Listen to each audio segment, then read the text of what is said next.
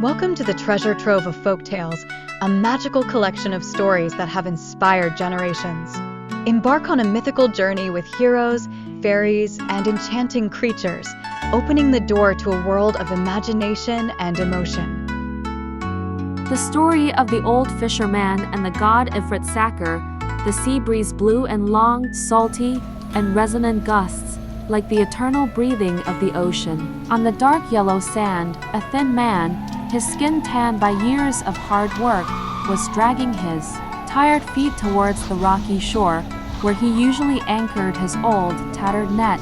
He was an old fisherman who had spent his whole life clinging to the water to earn a living for his wife and 3 young children. But fate had not smiled on him. His income was meager, his nets were torn, his boat rotted, and his fish were becoming increasingly scarce. For 30 years, people had seen him cast his net only 4 times a day, never more, as if that number were a sacred ritual, assigned to him by fate. And for a long time, all 4 casts a day had brought only disappointment. Today was the same. When the sun was setting, its color as red as blood, he stepped forward to cast the net for the last time, though he did not dare to hope for much. He muttered a prayer, his bony hands trembling. Dear Creator, if today my hands are still empty, how will my family survive? Having said that, he threw the net. The wind carried the net further than usual, as if an invisible force was pulling it. The old fisherman pulled the rope, but today the net was unusually heavy. His eyes lit up. Has God taken pity on me? But when the net just emerged from the water, his hope was immediately shattered. There were no fish in the net. There was only an ancient bronze jar, covered with moss, the lid tightly sealed with the seal of the great Sultan Suleiman. He looked up to the sky and lamented. Selling this jar, I guess I won't get much. However, that cold jar emitted an indescribable cold air. It was so ancient, it seemed to come from an era not belonging to the human world. He was curious. Just as he opened the lid, boom! A thunderous explosion rang out. In a column of thick black smoke shot up into the sky, swirling like a tornado, then expanding into the giant shape of a god Ifrit, eyes red as burning coals, arms as big as pillars, voice like thunder. The old man fell back on the sand in fear. The god smiled horribly. I am the god Ifrit sacker, who was once imprisoned in this evil jar by King Suleiman. Now I am free, and I swear, I will kill whoever freed me. The fisherman trembled. But sir, I just saved you. Save? Ifrit roared. During the first 1,000 years, I swore to give whoever freed me all the treasures of the world. During the second 1,000 years, I promised to grant them 3 wishes. But in the third 1,000 years, when I was desperate, I swore to kill whoever opened the jar, to vent my anger on the human race. The god's eyes were red, murderous. The fisherman cried out, I beg you, please think of God's mercy. No, Ifrit replied, you will die. But before you die, I will give you 3 choices. Burn to death, crush to death, or drown. The fisherman was panic-stricken, but suddenly a flash of intelligence flashed. He looked at the bronze jar and said, Dear God, I can't believe such. A big god can fit in that tiny jar. You're lying to me. The fierce god said, I'm not lying. You want to see how I can get in there. After saying that, God Ifrit turned into smoke and rolled into the jar. Immediately, the old man closed the lid of the jar and sealed it quickly. Ifrit screamed from inside. Let me out, you damn thing! The fisherman said loudly. You swore to kill me. How can I dare believe you? God Ifrit was speechless. After a while, he softened his voice. Let me out. I swear before the Supreme Being that I will not kill you, but will also give you wealth. Beyond imagination, the old fisherman hesitated. Finally, he decided to let me out, but he was still wary. The god Ifrit reappeared, but this time his ferocity was less. he said, "I will lead you to a place where you will be rich for the rest of your life." He soared into the sky and lifted the old fisherman up and flew after him. The two, one god, the other mortal, went through the sea of clouds, over mountains and forests until they landed in a deep valley where the sun, only a few weak golden rays, shone. In the middle of the valley was a dark lake, like a black, creepy mirror. In the lake there were fish of strange colors, red as ruby, green as emerald, yellow as amber, and white as ice. The god Ifrit said, "Catch these 4 fish, one of each color. Bring them to the king. From then on, your life will change." The fisherman asked, "And you?" "I am going. My task is done," said the god Ifrit, and disappeared into the wind.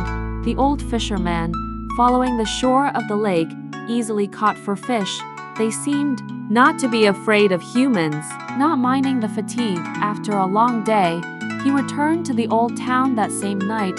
Early in the morning, the old man presented the fish to the king. King Ebsamid was amazed. "Where did you get these strange fish?"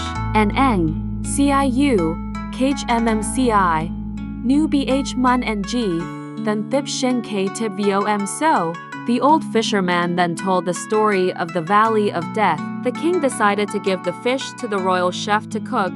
When the chef put the pot on the stove, just when the fish were cooked, the kitchen wall shook. A beautiful lady appeared from nowhere, with long black hair like a night stream, sharp eyes like a cat's.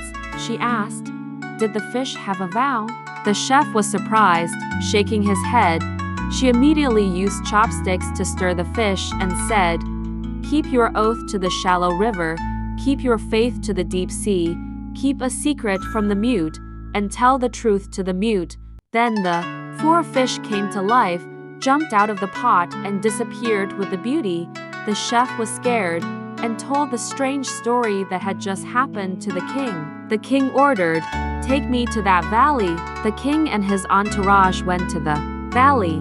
After a day's journey, they found a ruined palace, deserted as if it had not seen a single human footstep for thousands of years. The king entered and found a young prince sitting on the throne, but his whole body had turned into stone. From waist to toe, the prince said, "Your Majesty, I am the ruler of the Black Kingdom, which was once large and prosperous. But I was cursed by my wife, an evil witch, to be half man, half stone, and all my subjects turned into fish in the lake you see."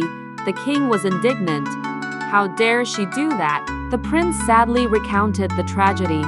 The prince told his love story. "My wife was a jealous witch who often suspected me of having another lover, so she tried to control me. One day, she discovered that I had fallen in love with a beautiful maid. In a rage, she cursed, turned the maid into ashes, turned the subjects into fish, then turned the prince into half stone. Every day, she came to torture the prince, beating him and forcing him to confess his love for her. But because the prince did not love her, she became even more cruel."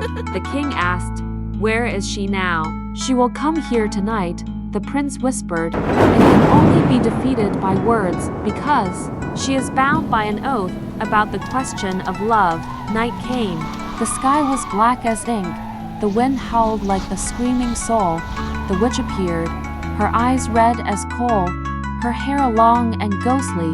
The king hid behind the stone door. She approached the prince. "Do you love me?" The prince, according to the king's instructions, played a trick. "I love her, but my body aches." The witch smiled wickedly. "As long as you swear to love me, I will cure you." The king stepped out of the darkness. "You wicked thing, see how much you will pay." Before the witch could react, the king drew his sword and rushed forward. He slashed right at her, the spell hanging on her chest. She screamed in terror. Her body disintegrated into dust. As soon as the witch died, the prince returned to his normal form. All the people in the lake returned to human form. The whole kingdom was restored to beauty, as if it had never been destroyed. The prince knelt to thank the king, and the old fisherman. The king rewarded the prince as an ally, the old fisherman with gold and silver, and a house, and a lifetime of prosperity. The old fisherman cried with joy, returning to his homeland. He lived happily with his family in warmth and comfort. He never forgot the god Ifrit, the one who had almost killed him, but who had also inadvertently opened up a chance for a better life for his family. And so the poor fisherman became one of the richest and most respected men on the Persian coast. His story spread throughout the land, like the wind carrying the scent of the sea. And when Scheherazade had told this story, the king still did not take his eyes off her. In a soft whisper, she continued, "Your Majesty, if the old fisherman, by a little chance, changed his fate, then please listen tomorrow night about a prince whose fate is even more thrilling. It is Prince Cian Alsam, who accidentally entered the fight between the ancient gods, those who fought for the power of heaven and decided the whole world with the breath of lightning. His adventure will open the door to places where humans dare not set foot." She bowed her head, smiling slightly. "If your Majesty wants to hear, I will continue the story the next night." The tale has come to an end, yet the magic of these legends lives on in your heart. Keep dreaming and spreading the wonder.